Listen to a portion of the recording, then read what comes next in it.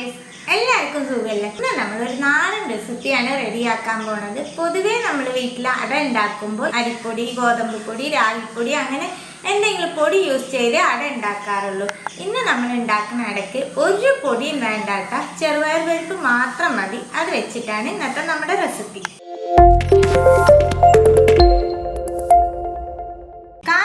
ചെറുപയർ പരിപ്പ് എടുത്ത് 1 മണിക്കൂർ കുതിർത്തി ഒന്ന് ഡ്രൈ ആക്കി വെക്കണേ. ഒരുപാട് ഡ്രൈ ആവണ്ട, എന്നാൽ കുറേശ്ശെ ഒന്ന് ഡ്രൈ ആക്കി എടുക്കും വേണം. ഇത് നമുക്ക് അരച്ചെടുക്കും. വെള്ളം ചേർക്കാണ്ട് ഫൈനായിട്ട് അരച്ചെടുത്തിട്ട് വരാം. അരയ്ക്കുമ്പോൾ വല്ലാണ്ട് ഡ്രൈ ആവുകയെന്നുണ്ടെങ്കിൽ വെള്ളം ഒന്ന് തളിച്ചു കൊടുത്താൽ മാത്രം മതിയിട്ട. അരച്ച പരിപ്പിൻ്റെ മിക്സ് ബൗളിലേക്ക് ചേർക്കാം. ഒരു നേന്ത്രപ്പഴം എടുത്ത് വേവിച്ച് വെച്ചിട്ടുണ്ട്. ഇത് മുറിച്ച് ജാറിലേക്ക് ഇട്ട് കൊടുക്കാം.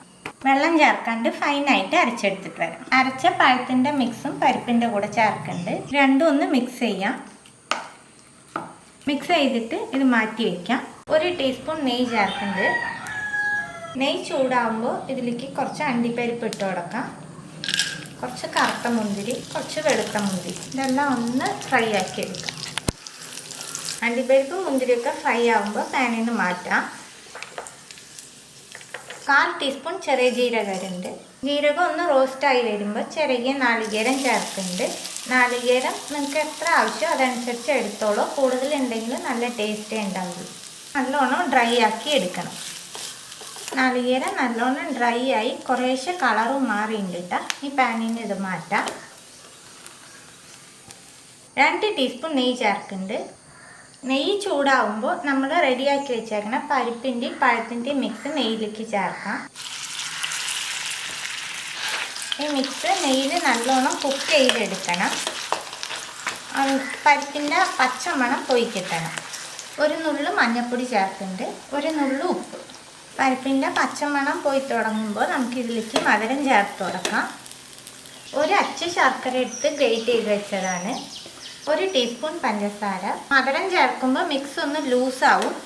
ഒന്നും കൂടി പിന്നെ ഡ്രൈ ആക്കി എടുക്കണം. നമുക്ക് പരിപ്പായാണ് ഇത് പെട്ടെന്ന് റെഡിയാക്കി എടുക്കാൻ പറ്റൂട്ട.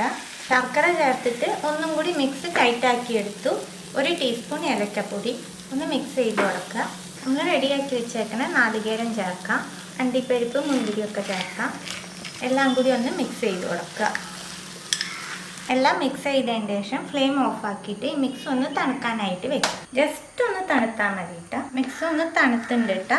ഒന്ന് കുഴച്ച് കൊടുക്കാം കൈ വെച്ച്. ഇല എടുത്ത് വാട്ടി അതിൽ നെയ്യ് തേച്ച് വെച്ചേക്കാണ്. ഈ മിക്സിന്ന് കുറേശ്ശെ എടുത്ത് ഇലയിൽ വെച്ച് കൊടുക്കാം. ഏത് ഷേപ്പിൽ വേണോ ആ ഷേപ്പിൽ ചെയ്തോളൂ കേട്ടോ. നമുക്ക് ഇല മടക്കി കൊടുക്കാം. ഈ ഷേപ്പ് തന്നെ വേണമെന്നില്ല കേട്ടോ. നിങ്ങൾക്ക് എങ്ങനെ വേണോ അതുപോലെ ചെയ്യാം. ഇതുപോലെ നമുക്ക് എല്ലാം റെഡിയാക്കി എടുക്കാം. എല്ലാം നമ്മൾ റെഡിയാക്കി എടുത്തു. ഇനി 10 മിനിറ്റ് സ്റ്റീം ചെയ്തെടുക്കാം. അട ആവി കയറ്റാൻ വെച്ചിട്ട് 10 മിനിറ്റ് ആയിട്ട് ഫ്ലെയിം ഓഫ് ആക്കിയിട്ട് ഒന്ന് തണുക്കട്ടെ.